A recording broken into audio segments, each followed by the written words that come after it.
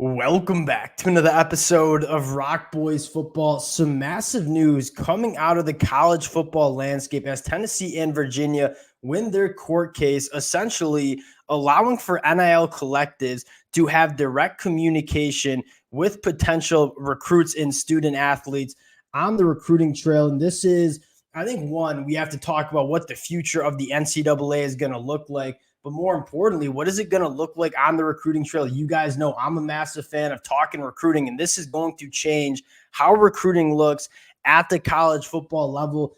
I'm not totally sure how I stand on all of this, right? And I know a lot of different people have a lot of different point of views, but this does look like the NCAA is kind of starting to become a thing of the past, right? You see the courts not allow the NCAA to enforce NIL policies. You just saw them rule that they're not allowed to enforce transfer portal policies. I mean, it looks like the NCAA maybe 3 to 4 years down the road is not going to have much control over the sport of college football. I want to get into this ruling, what it means, and then how it impacts the recruiting trail. I just got off the phone with my buddy who is in law school. He understands this a heck of a lot more than me. You guys know I'm a ball talker. I'm not necessarily a legal expert, but this does impact what college football is going to look like. So we're going to get into it. Before we do, just want to say thank you to you guys. And there has been a ton of support over the last couple of weeks as we've talked recruiting, and this is going to have a massive impact on how we talk recruiting over the next couple of weeks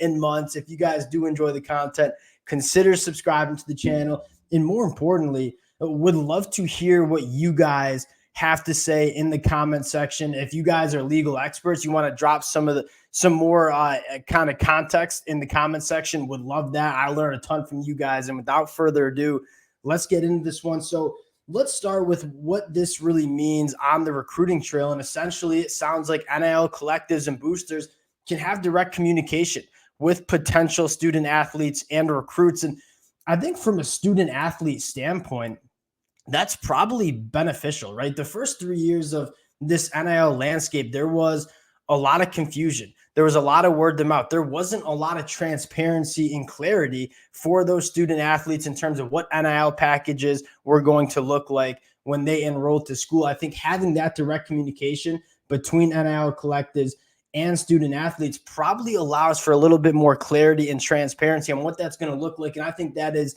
an absolute plus for student athletes.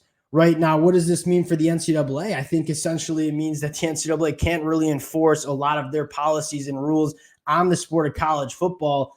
That is, it sounds to me, this seems like it's a snowball that's just gaining more momentum, right? The court strikes down the transfer portal policy. Now it strikes down the NIL rules.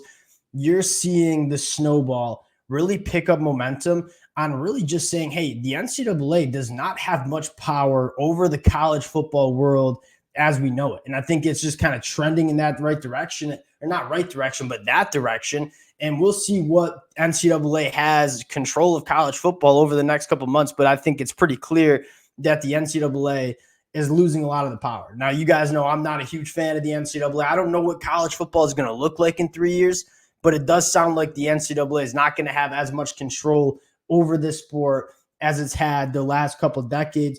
Now, getting into practically what this means for the recruiting trail, I am interested to see what it looks like. And kind of how I envision is you have like a three-way communications where you have your potential student athletes, your recruits, you have your coaches in the recruiting department and the personnel department, and then you have your NIL collectives and boosters. And I think that's going to be a three-way conversation. I want to focus on the relationship that the coaches are going to have to formulate with the NIL collectives. Now that the NIL collectives have the ability to directly communicate with student athletes, I think the intel of, hey, what guys do we value? Who are our high priority prospects on the recruiting trail?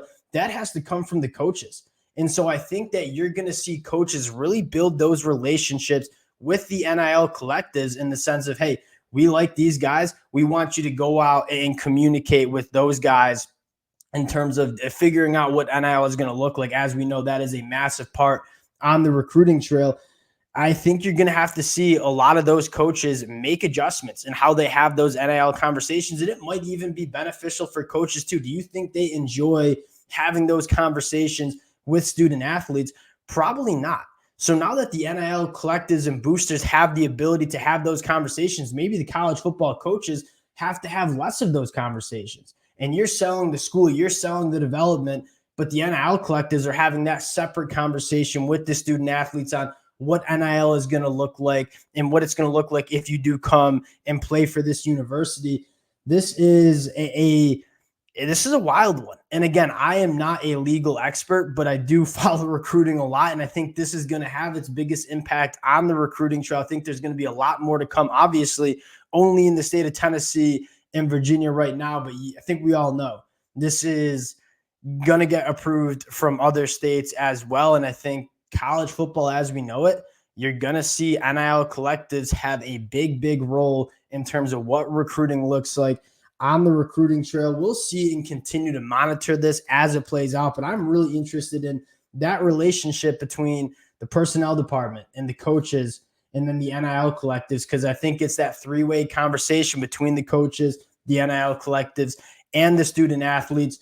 Wild stuff. You read the court case and it is hard to understand. I am not a guy that can read a court case and understand exactly what the language is they are using. We'll continue to monitor this. We'll continue to talk about this as it plays out. I wanted to hop on, give you guys some of my, not necessarily opinions, because I don't even know if I have opinions, but more of what it's going to look like on the high school recruiting trail going forward. A wild era and wild time in college football. Would love to hear what you guys have to say in the comments section. If y'all do enjoy the content, consider subscribing to the channel, and we'll talk to y'all later.